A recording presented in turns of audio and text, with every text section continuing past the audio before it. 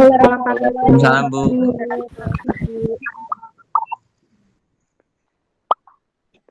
Anak-anakku kelas 12 IPS 3, terima kasih yang sudah gabung di pembelajaran ekonomi. Sebelum kita memulai pembelajaran, marilah kita berdoa dulu agar pembelajaran hari ini bisa berjalan dengan lancar. Apa yang akan Beli sampaikan bisa kalian pahami. Silakan Zulfano dipimpin doa dulu. Marilah teman-teman sebelum memulai pembelajaran pada hari ini berdoa menurut agama dan kepercayaan kita masing-masing. Berdoa mulai. Bismillahirrahmanirrahim.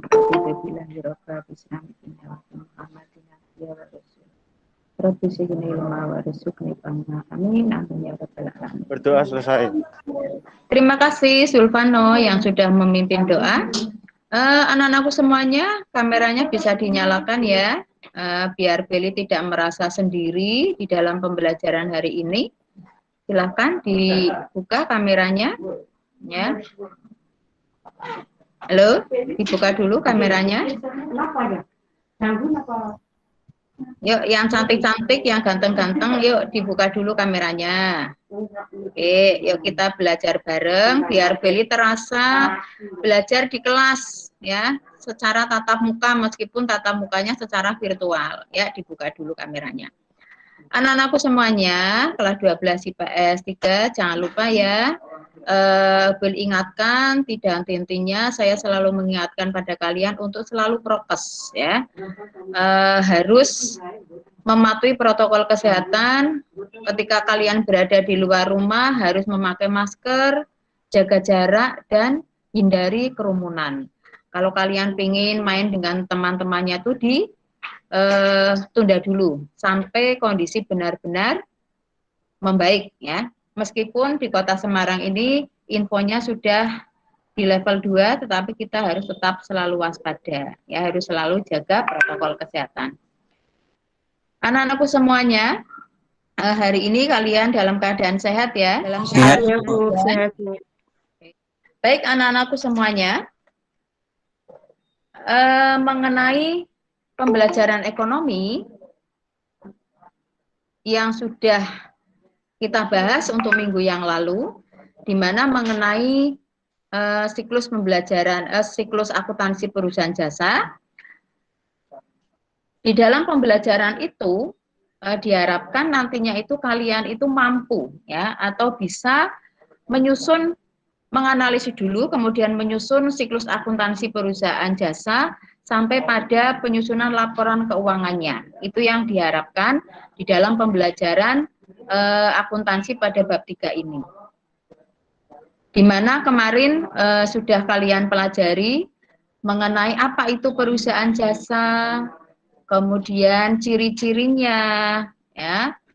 Kemudian di dalam perusahaan jasa itu ada tahapan. Yang pertama itu adalah tahap apa saja? Yang pertama tahap apa? Di dalam siklus akuntansi perusahaan jasa minggu yang lalu, tahap apa? Yang pertama, ketika kalian belajar mengenai bukti transaksi. Membuat dan menganalisis bukti transaksi. Iya, itu masuk pada tahap apa, Fadila? Tahap pencatatan siklus akuntansi. Iya, betul, tahap pencatatan. Kemudian yang kedua adalah tahap pengintisaran.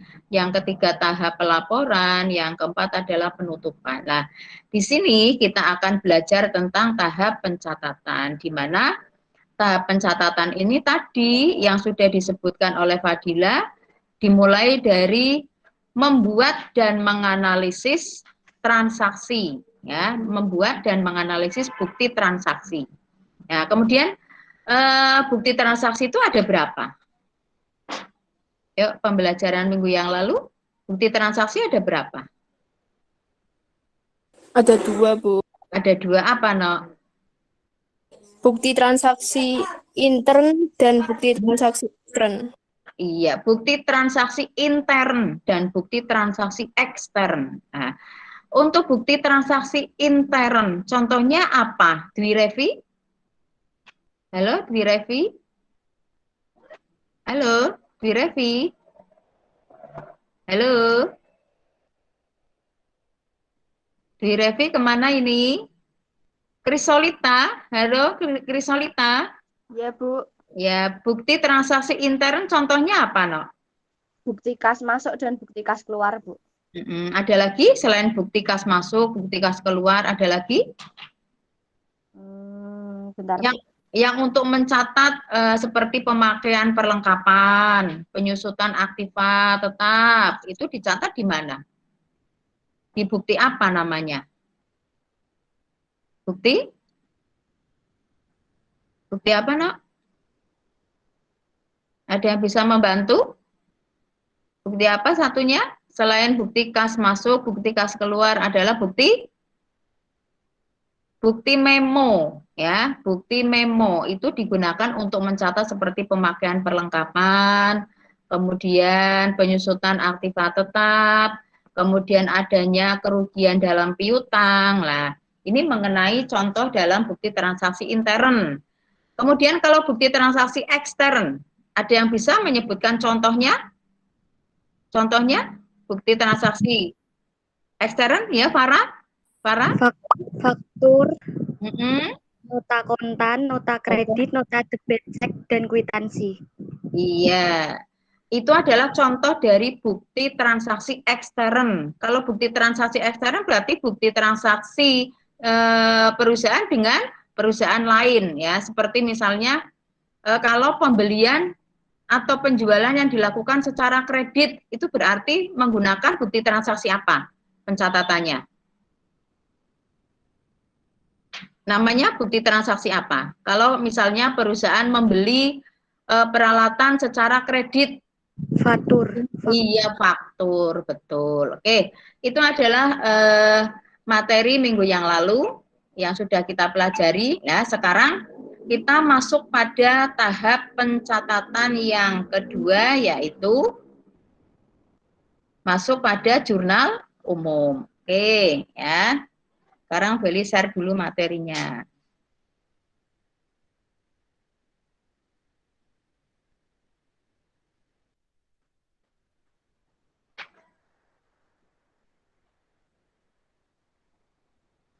Sudah bisa dilihat?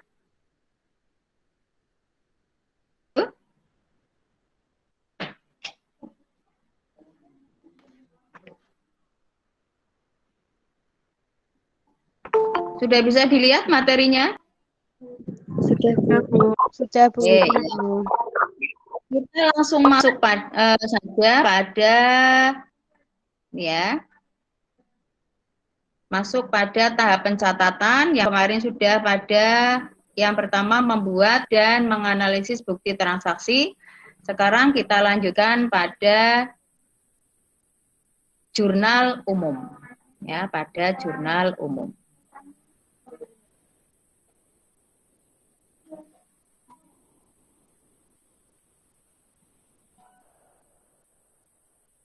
Oke.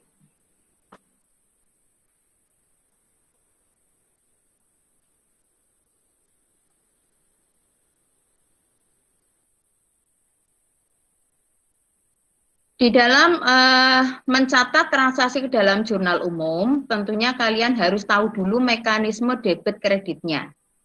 Ya, ini merupakan dasar di mana kalian itu akan memahami transaksi seperti ini akan dicatat di sebelah mana. Kalau transaksi seperti ini akan dicatat sebelah mana, tentunya kalian harus tahu dulu mengenai mekanisme debit kreditnya. Nah, mekanisme debit dan kredit ini sebagai dasar kalian belajar di dalam pencatatan sampai pada tahap penutupan. Ini dasarnya. Kalau kalian sudah memahami mengenai mekanisme debit kredit akan lancar di dalam praktek akuntansi. Kalian harus pahami, ini adalah nama-nama akun atau rekening atau perkiraan. Yang pertama adalah kelompok aset atau harta. Ya. Kelompok aset atau harta itu kalau bertambah, ya, kalau transaksi itu bertambah, berarti masuknya kolom debit. Ya. Kalau berkurang, masuknya kolom kredit. Ya. Yang termasuk di dalam akun atau rekening harta atau aset contohnya apa? Contohnya apa, Cah? Perlengkapan. Perlengkapan, ya, apalagi? Apalagi? Selain perlengkapan, apalagi yang masuk kelompok harta? Kas. Kas, ya, apalagi? Ekuitas. Ekuitas bukan, no. Ekuitas itu modal. Ya, yang termasuk piutang, ya, betul. Apalagi? Perlengkapan, kas, piutang, ya, bisa piutang usaha, piutang pendapatan, ya. Kemudian apa lagi? Peralatan. Apa, Putri? Peralatan. Peralatan, gedung, kendaraan, ya. Itu kalau bertambah berarti masuknya kolom debit. Tetapi kalau berkurang masuknya kolom kredit. Nah, saldo dari akun atau rekening harta atau aset kita baik harta, utang, modal, pendapatan itu saldonya itu kita melihat pada ketika akun itu bertambah, ya. Jadi kalau kelompok harta atau aset itu jika bertambah masuknya kolom debit. Kemudian akumulasi. Akumulasi penyusutan harta tetap. Meskipun akumulasi itu masuknya kelompok harta, tetapi hal ini bersifat mengurangi dari harta tetap itu sendiri. Oleh karena itu, akumulasi jika bertambah masuknya kolom kredit, jika berkurang masuknya kolom debit. Saldonya berada di kredit. Kemudian liabilitas atau utang.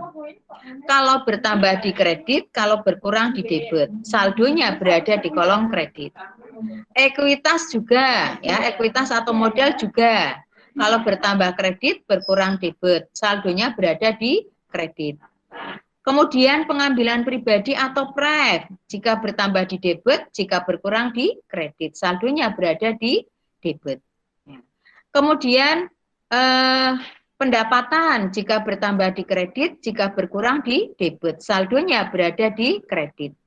Beban atau biaya jika bertambah di debit, jika berkurang di kredit. Saldonya berada di debit. Nah, mekanisme inilah yang sebagai pegangan kalian. Ya, sebagai pegangan kalian ketika akan melaksanakan analisis transaksi. Ya, nantinya analisis itu akan dimasukkan ke dalam jurnal umum yang akan kita bahas. Ya. Ini mengenai menyusun jurnal umum tetapi melalui mekanisme debit kredit dulu yang kalian perlu pahami. Nah, nih diperhatikan. Kemudian setelah kalian mengetahui mekanisme debit kredit dari masing-masing akun atau rekening, nah, maka kita mencoba bagaimana analisisnya kalau kita menghadapi suatu transaksi yang terjadi dalam suatu perusahaan. Oke.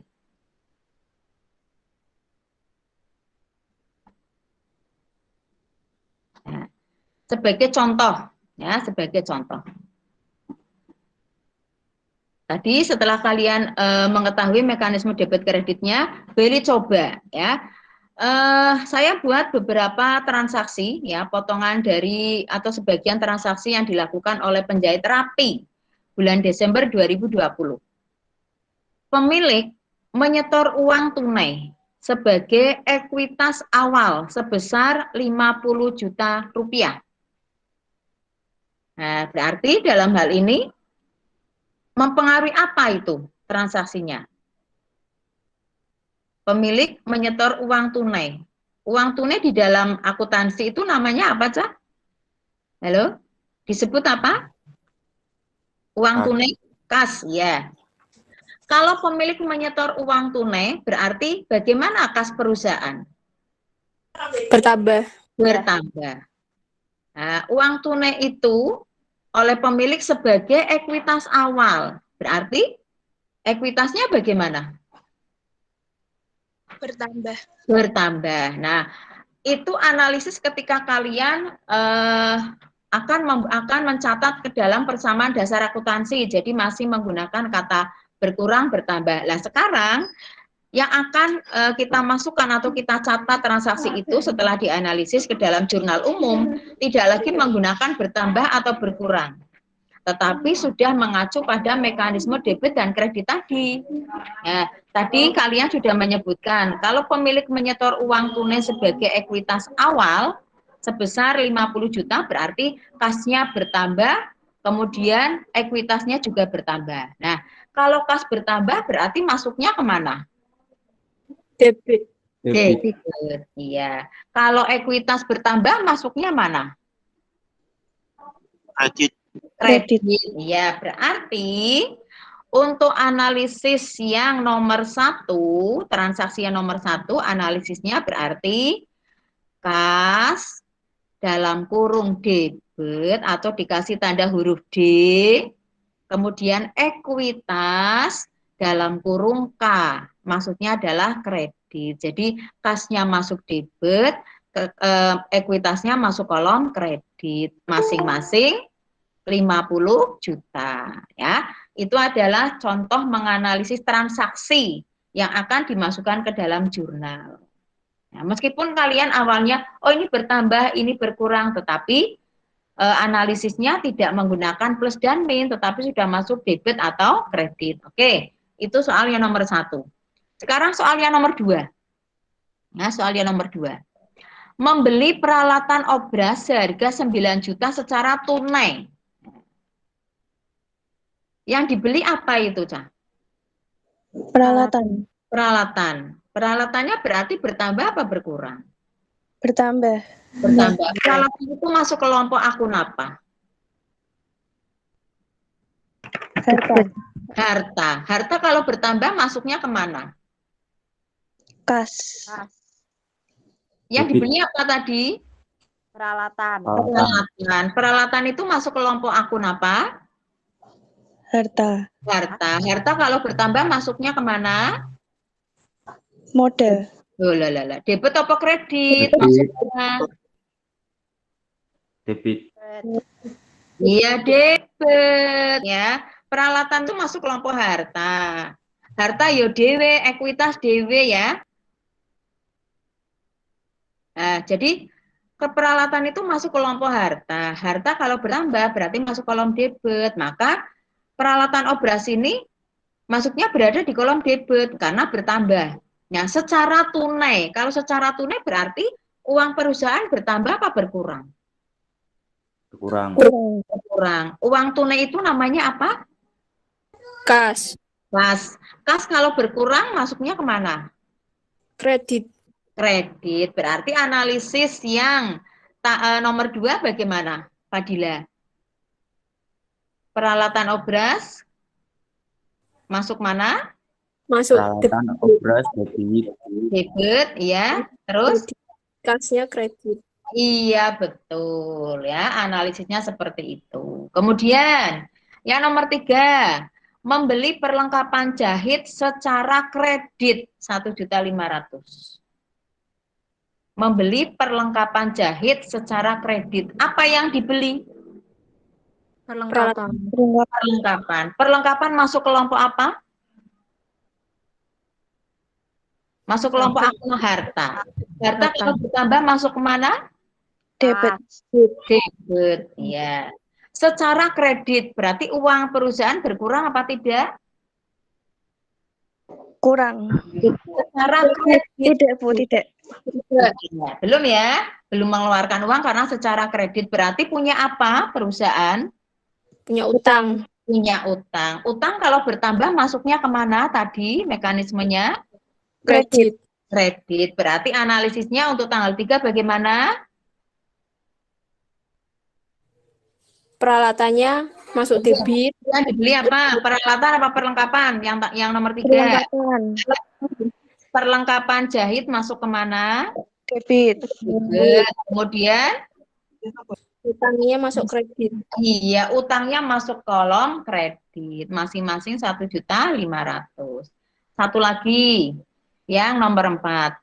Menerima pendapatan jahit dari perusahaan tunggal ya dari PT Tunggal sebesar 5 juta. Jumlah tersebut diterima secara tunai. Nah, perusahaan menerima apa itu? Perusahaan menerima apa? Pendapatan. Pendapatan. Berarti kasnya bertambah apa berkurang? Bertambah. Bertambah. Berarti masuk kolom apa? Debit. Debit. Kas itu kan masuk kelompok harta, ya, jangan bingung. Debit, betul. Nah, kas itu bertambah karena menerima apa? Pendapatan. Pendapatan jahit. Pendapatan kalau bertambah masuk kemana? Mekanismenya? Debit. Pendapatan. Tadi debit, apa betul? Kredit. Pendapatan kemana? Pendapatan kalau bertambah masuk mana? Kredit. Kredit. Nah, berarti analisis yang nomor 4 bagaimana? Kasnya masuk debit, pendapatan kredit. Iya, masing-masing berapa, Fadila? 5 juta.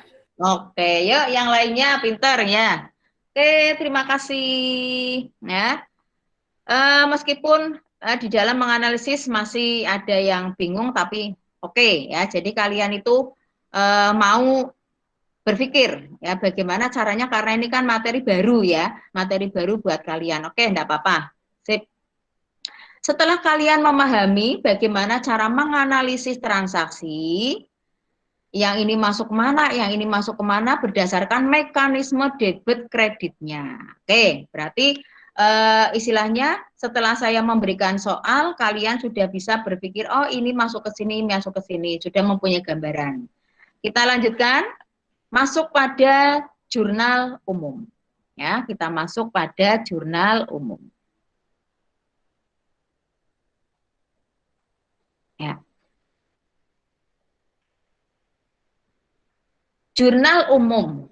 Ya, dikatakan jurnal umum. Jadi setelah pada tahap pencatatan itu kita membuat dan menganalisis transaksi sesuai dengan mekanisme debit kreditnya, kemudian mencatat analisis transaksi tadi ke dalam jurnal. Kalau sudah dicatat dalam jurnal, nanti akan kita posting ke dalam buku besar. Itu yang akan kita pelajari di tahap pencatatan ini. Nah, sekarang kita belajar dulu apa itu jurnal umum. Jurnal umum ini sesuai yang Beli tuliskan di PPT ini, bahwa jurnal umum ini merupakan catatan akuntansi pertama setelah bukti transaksi. Jadi harus ada bukti transaksi dulu. Setiap transaksi yang ada di perusahaan, yang terjadi di perusahaan harus ada buktinya. Kalau tidak ada bukti transaksinya, transaksi itu dianggap mengada-ada. Karena tidak bisa menunjukkan fisik bukti transaksinya di dalam menjalankan atau melakukan transaksi tersebut. Ya, harus ada bukti transaksinya. Kalau sudah tadi dianalisis seperti tadi yang sudah kalian bareng-bareng menjawab, ya. Langkah selanjutnya dicatat dalam jurnal, ya, namanya jurnal umum. Dalam perusahaan jasa kita belajar jurnal umum. Nanti dalam perusahaan dagang ada jurnal umum, ada jurnal khusus, ya, yang kita dipelajari di dalam perusahaan dagang nanti lebih fokus pada jurnal khususnya. Nah, sekarang kita belajar dulu jurnal umum. Jurnal umum merupakan catatan akuntansi pertama setelah bukti transaksi, atau bisa dikatakan bahwa jurnal umum ini merupakan daftar yang digunakan untuk mencatat semua transaksi yang terjadi di suatu perusahaan secara kronologis atau berurutan waktunya. Nah, itu bisa dikatakan juga sebagai jurnal umum. Nah, semua transaksi yang terjadi tanpa terkecuali dimasukkan dalam jurnal umum. Ya. Jurnal umum ini mempunyai 5 fungsi. Ya, jurnal umum ini mempunyai 5 fungsi. Fungsi yang pertama adalah fungsi mencatat. Ada yang tahu fungsi mencatat itu yang bagaimana? Fungsi mencatat yang bagaimana itu? Kok jurnal umum punya fungsi mencatat? Ada yang bisa memberikan jawabannya? Halo? Semua transaksi keuangan yang terjadi di perusahaan harus dicatat di dalamnya. Nah, semua transaksi yang terjadi di perusahaan dicatat di dalamnya. Maksud di dalamnya adalah dicatat dalam jurnal umum. Oke, Farah. Ya, maksudnya untuk fungsi yang pertama ya. Jadi tanpa terkecuali transaksi yang terjadi di perusahaan dicatat di dalamnya atau dicatat di jurnal umum. Yang kedua adalah fungsi historis. Ada yang bisa memberikan jawabannya? Maksud dari fungsi historis bagaimana, Krisolita? Mencatat segala transaksi dalam perusahaan jasa agar bisa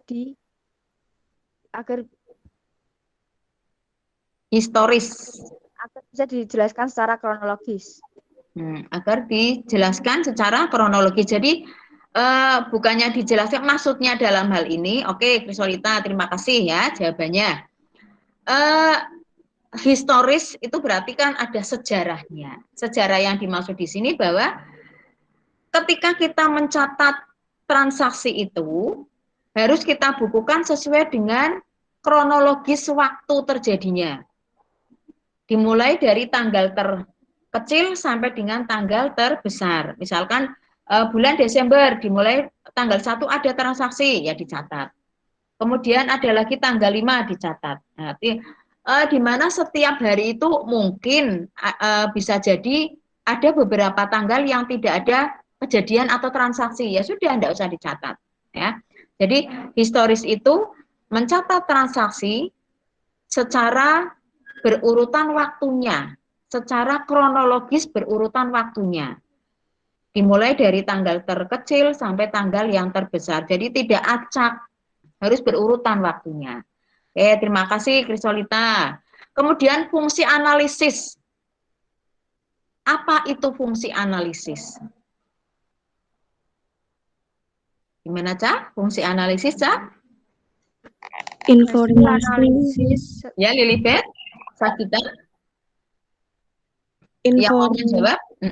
Ya, informasi yang dicatat di dalamnya merupakan hasil analisis dan pertimbangan petugas di bidang akuntansi. Nah, di situ tadi ketika kalian itu dihadapkan pada suatu transaksi yang terjadi di suatu perusahaan, kamu membuat analisisnya. Itu hasil analisis petugas yang di bidangnya, di bidang akuntansi itu dituangkan di dalam jurnal umum. Jadi dianalisis dulu. Karena analisis itu akan memudahkan kita di dalam mencatat transaksi ke dalam jurnal umum. Tinggal dipindahkan kalau kita sudah menganalisisnya. Ya, Lilibet, betul. Kemudian fungsi instruktif. Fungsi instruktif di sini bahwa fungsi jurnal umum ini berbunyi bahwa perintah untuk mencatat transaksi tersebut ke dalam jurnal umum. Ya, itu mengenai fungsi instruktif. Dengan ketentuan tadi, ketika kalian itu sudah membuat analisis, maka sudah mengetahui posisi dari masing-masing akun, mana yang masuk kolom debit, mana yang masuk kolom kredit. Dengan cara penulisan, didahulukan dulu yang akun masuk kolom debit. Contohnya tadi, misalkan pemilik menyetor uang tunai sebagai ekuitas awal sebesar 50 juta. Tadi sudah dianalisis, kas masuk kolom debit berarti yang ditulis kas dulu. Kas dimasukkan ke kolom debit angkanya. Baru menuliskan akun yang masuk kolom kredit, yaitu ekuitas. Angkanya dimasukkan ke dalam kolom kredit. Caranya, penulisan akun itu yang masuk kolom kredit itu ditulisnya menjorok ke kanan sedikit. Jadi tidak lurus dengan kas, tetapi menjorok ke kanan sedikit. Itu untuk membedakan, oh ini masuk debit, ini masuk kolom kredit. Seandainya tidak dibuat dalam suatu jurnal. Ya, misalkan kita buat analisis dulu. Oh, kasnya debit, ekuitasnya kredit, berarti penulisan ekuitas itu jangan lurus dengan kasnya, tetapi agak menjorok ke kanan sedikit. Nah, itu untuk membedakan yang masuk kolom debit dan masuk kolom kredit. Gitu ya. Nanti kalian akan bisa ya setelah praktek. Kemudian fungsi jurnal umum yang terakhir adalah fungsi informatif. Bahwa di dalam jurnal umum itu nanti akan digunakan oleh pemakai informasi akuntansi untuk mengetahui semua transaksi yang terjadi yang sudah dibuat di dalam jurnal umum untuk mengetahui semuanya. Ya, karena transaksi yang terjadi itu sudah tertuang di dalam jurnal umum. Maka akan digunakan oleh pemakai informasi akuntansi, baik itu pihak intern maupun pihak ekstern. Nah, ini mengenai 5 dari fungsi jurnal umum. Sampai di sini ada pertanyaan untuk fungsi jurnal umum? Ada pertanyaan tidak? Belum ada, Bu. Belum ada, betul? Nah, kalau belum ada, boleh lanjutkan.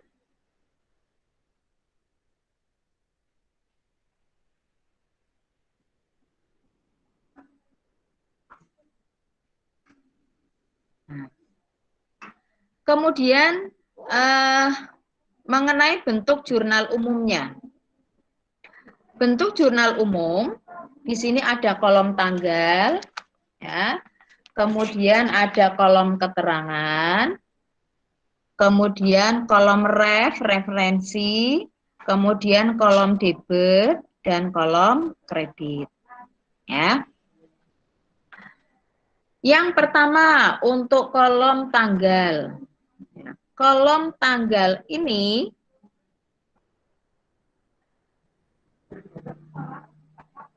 untuk pencatatannya ditulis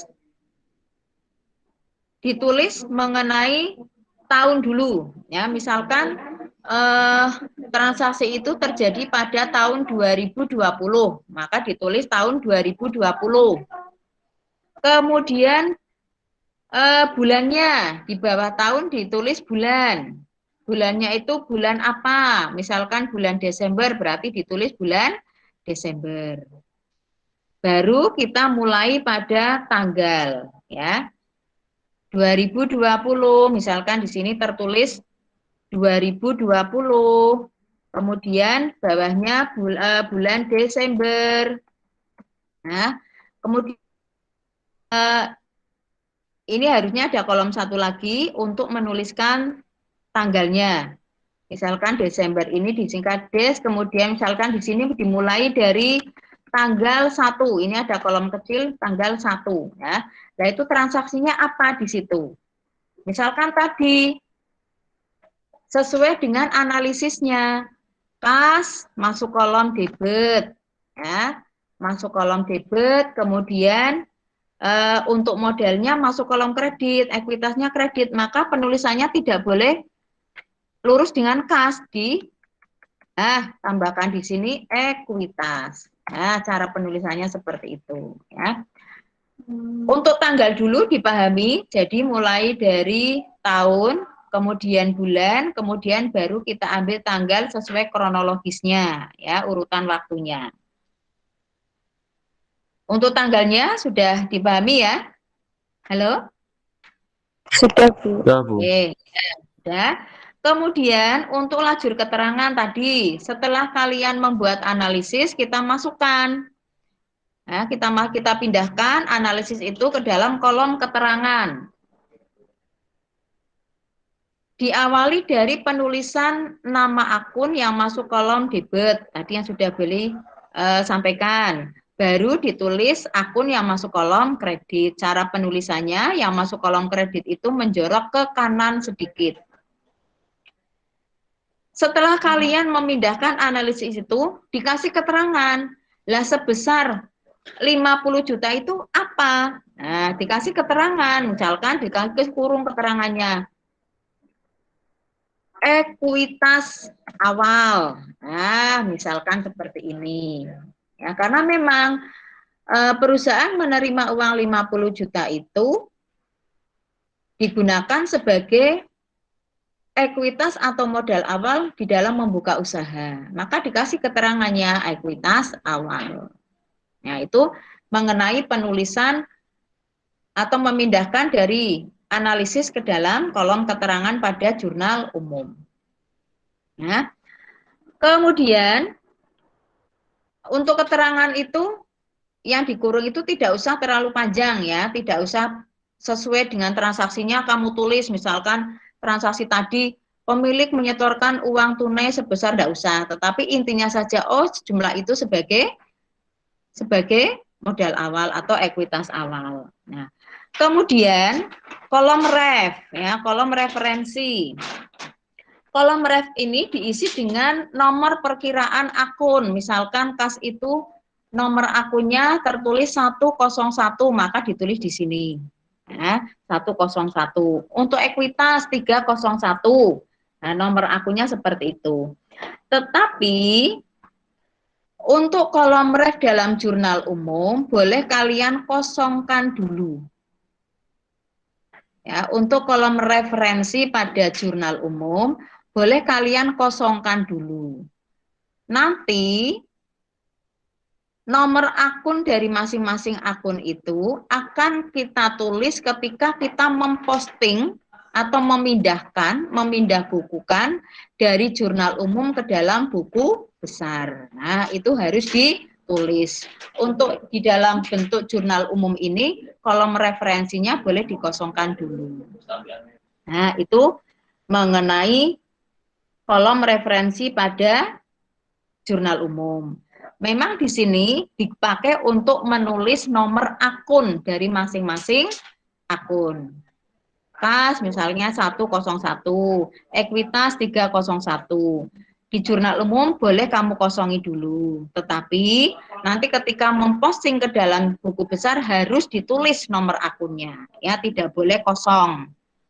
Kalau sudah, kemudian mengisi kolom lajur debit kreditnya. Tadi angkanya dipindahkan. Kas tadi sebagai modal awal di penjahit terapi sebesar 50 juta. Nah, ini. Misalkan kalian di sini tidak tertulis RP misalnya ya. Boleh, tetapi di atas sini kalian harus menuliskannya dalam rupiah, misalkan di situ. Tapi kalau di sini sudah ada RP, ya tidak usah dikasih, atasnya tidak usah ditulis dalam rupiah, ya, tidak usah, tidak apa-apa. Itu contohnya. Kemudian, karena kas ini tidak masuk kolom kredit, maka kolom kreditnya dikasih tanda strip. Nah, begitu juga bawahnya. Untuk modal, tidak masuk kolom debit, dikasih tanda strip, masuknya kolom kredit, tinggal ditulis. Nah, 50 juta. Lihat saya? Halo? Ya, Halo? Bu. Bagaimana? Ya, Bu.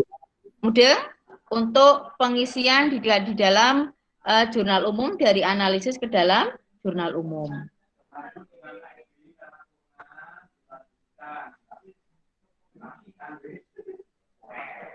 Ada pertanyaan tidak? Halo? Ada pertanyaan tidak? Belum ada, Bu. Belum ada? Oke.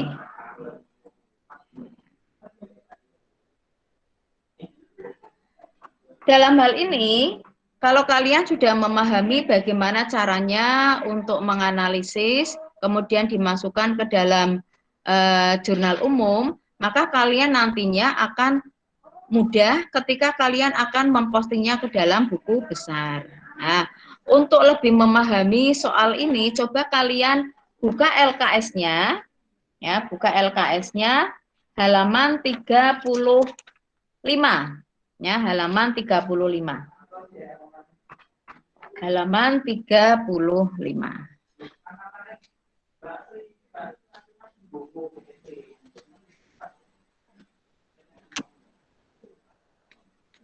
Sudah, Ca? Sudah dibuka halaman 35? Sudah, Bu. Bu. Coba Billy minta untuk Lilibet, silakan kalian kamu baca dulu untuk transaksi yang tanggal 1. Untuk transaksi yang tanggal 1. Yang analisisnya ya, Bu? Dibaca dulu, no. Transaksinya kepunyaan siapa itu? Tuan Gunawan, Bu. Ya, dibaca dulu berikut transaksi Berikut transaksi yang dilakukan oleh penjahit Gunawan selama bulan Desember 2020. 1. Tuan Gunawan melalui usahanya Tanggal 1 ya, itu ya Lilibet ya, tanggal 1 Desember. 1 Desember 2020, Tuan Gunawan memulai usahanya dengan menanamkan ekuitas sebagai berikut. A. Uang tunai sebesar 50 juta. B. Peralatan jahit senilai 276 juta. C. Peralatan kantor senilai 21 juta. D. Kendaraan seharga 87.500.000 rupiah. E. Perlengkapan jahit senilai 14.700.000 rupiah. Yang F. Perlengkapan kantor senilai 3.400.000 rupiah. Tanggal 2 Desember membayar sewa tempat. Tanggal 1 dulu, Lilibet. Tanggal 1. Berarti analisisnya bagaimana itu? Analisisnya bagaimana? Analisis untuk transaksi tanggal 1 Desember. Dari A sampai F, Tuan Gunawan itu menanamkan semuanya untuk apa? Sebagai apa itu? Investasi awal. Menanamkan ekuitas. Iya, sebagai ekuitas awal. Ekuitas awal, ya.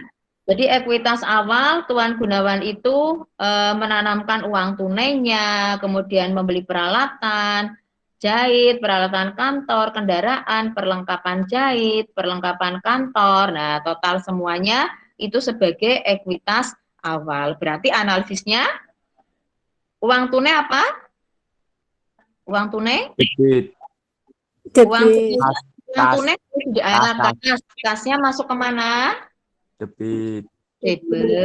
Ya. Kemudian peralatannya? Debit. Peralatan jahit debit. Kemudian yang C? Peralatan kantornya? Debit. Kendaraannya? Debit. Perlengkapan jahitnya? Debit. Perlengkapan kantornya? Debit. Terus yang masuk kolom kredit apa? Ekuitas Tuan Gunawan. Ya, ekuitas. Berapa ekuitasnya? 452.600.000 Di total berapa? Di total berapa, Ardi?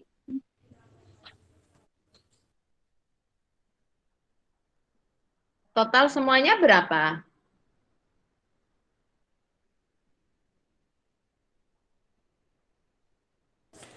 Rp452.600.000, Bu. 452.600.000 rupiah. Nah, itu adalah cara membuat analisis nanti akan dipindahkan ke dalam jurnal umum. Berarti tadi yang masuk kolom debit ditulis dulu apa saja, kas, uangnya berapa nominalnya. Kemudian peralatan jahit berapa nominalnya, bawahnya peralatan kantor, kendaraan, perlengkapan jahit, perlengkapan kantor ditulis, kemudian angkanya dimasukkan kolom debit. Nah, ketika penulisan ekuitas menjorok ke kanan sedikit ya, di total semuanya tadi 400 sekian juta. Nah, itu mengenai cara menganalisis kemudian memindahkan ke dalam jurnal umum. Oke. Nah, setelah kalian pahami, coba Beli minta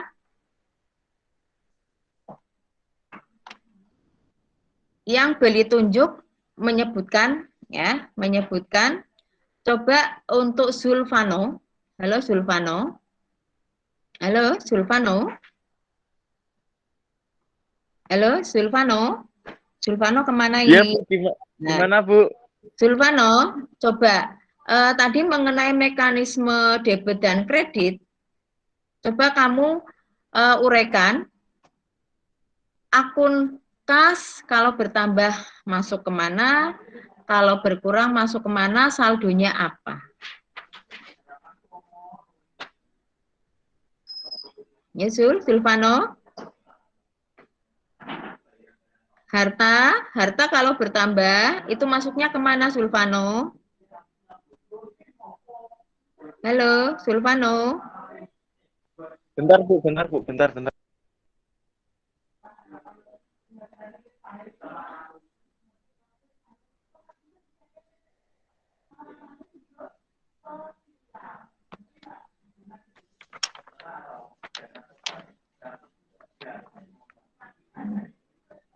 Gimana, Zulfano? Pindah, Ardi. Halo, Ardi. Ya, Bu. Ke debit, Bu. Kalau harta bertambah masuknya ke debit, Bu. Ya, kalau bertambah masuk kolom Debit. debit. Kalau berkurang ke kredit. Saldonya masuk kemana? Ke debit. Ya, jadi saldo itu kita ambilnya ketika akun itu bertambah, ya. Kemudian, oke, terima kasih Zulfano. Kemudian Krisolita, halo Krisolita. Ya, Bu. Krisolita, Beli mau tanya. Kalau pemilik mengambil uang pribadi, ya, mengambil uang perusahaan untuk keperluan pribadi sebesar 500.000, itu berarti analisisnya bagaimana, No? Korupsi, Bu. Korupsi. Loh. Ada. Bercanda. Piye, analisisnya piye? Korupsi kalau bisa dipertanggungjawabkan ya enggak apa-apa, ya. Untuk apa yang untuk kebaikan juga enggak apa-apa. Ya, bagaimana? Kredit, Bu. Itu punya sendiri bagaimana? Pemilik Masuk mengambil piutang. uang untuk keperluan pribadi. Keperluan pribadi itu kata lainnya apa tahu Krisolita? Private. Tahu, Bu. Namanya apa? Prive. Iya, namanya prive. Benar, Irwan. Ya, Wan. Krisolita bagaimana? Masuk Itu ke namanya debit. prive ya. Bagaimana Irwan? Mungkin Krisolita bisa dibantu. Masuk ke Pemilik debit. mengambil uang untuk keperluan pribadi sebesar 500.000. Analisisnya bagaimana? Keperluan pribadi kalau bertambah masuk kemana, Irwan? Debit. Debit. Nah, mengambil uang di perusahaan, berarti uang perusahaan bagaimana? Berkurang kredit. Berkurang. Yang apanya yang berkurang itu? Uang usaha.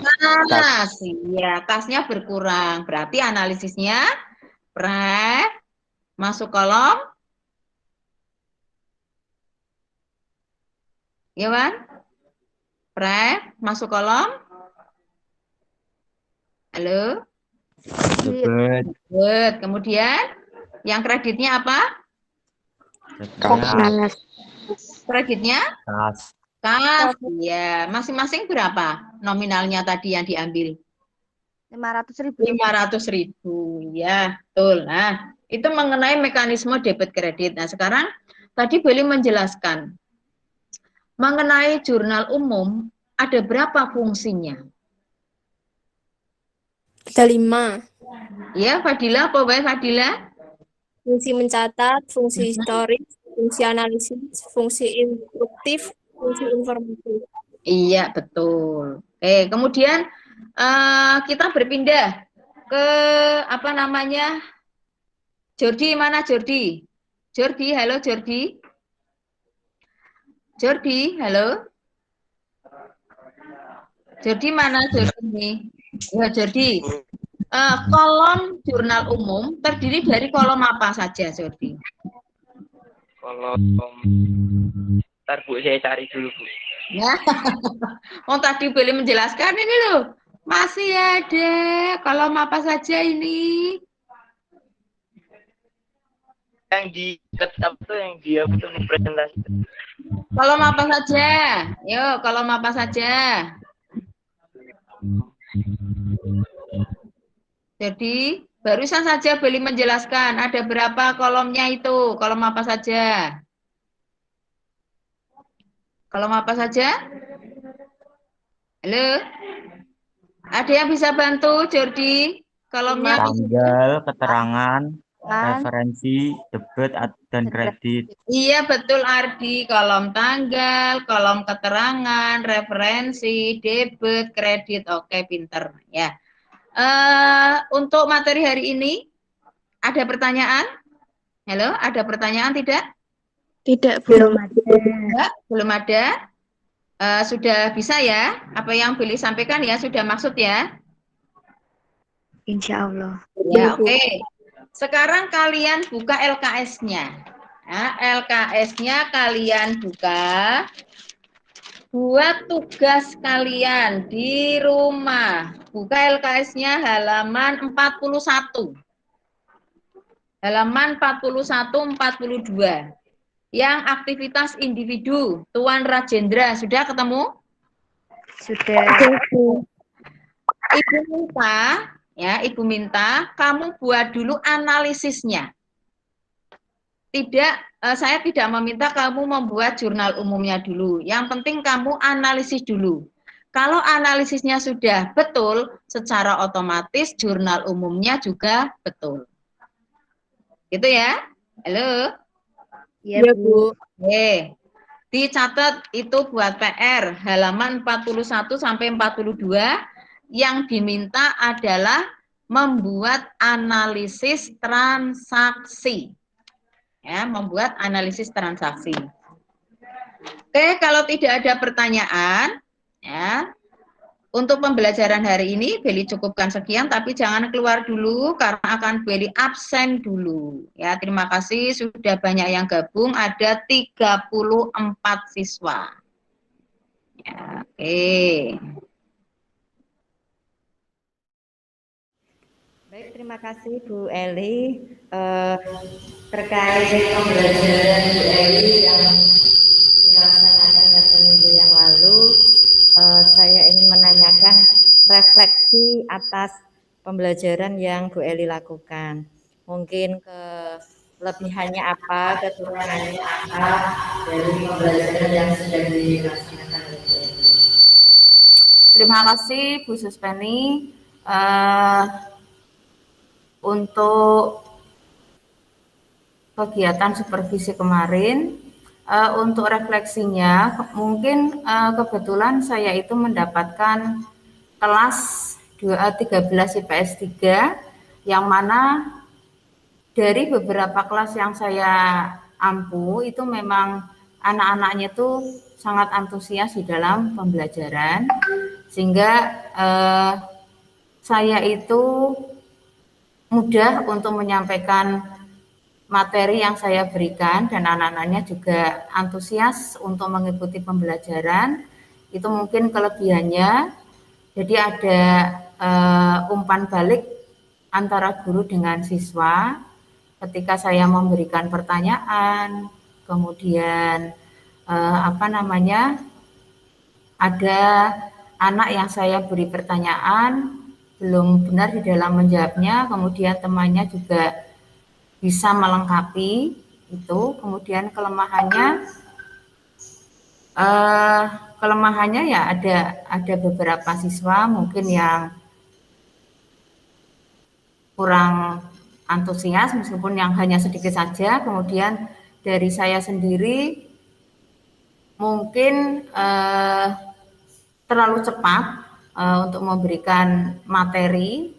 Jadi ada beberapa siswa mungkin yang kurang begitu memahami mengenai materi akuntansi yang saya berikan, di mana akuntansi itu kan merupakan mata pelajaran baru bagi kelas 12. Jadi mungkin dari saya sendiri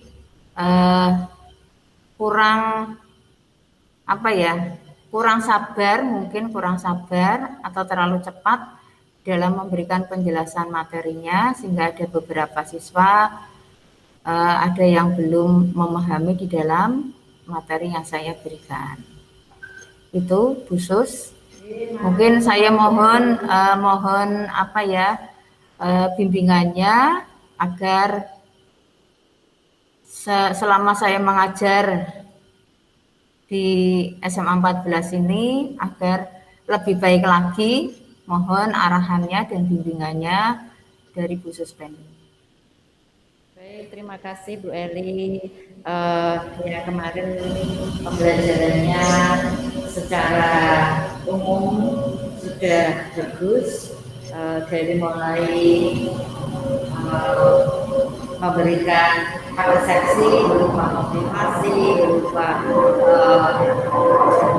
tentang profil pelajar Pancasila, kemudian tentang himbauan-himbauan untuk prokes, untuk tidak melakukan perundungan atau bullying.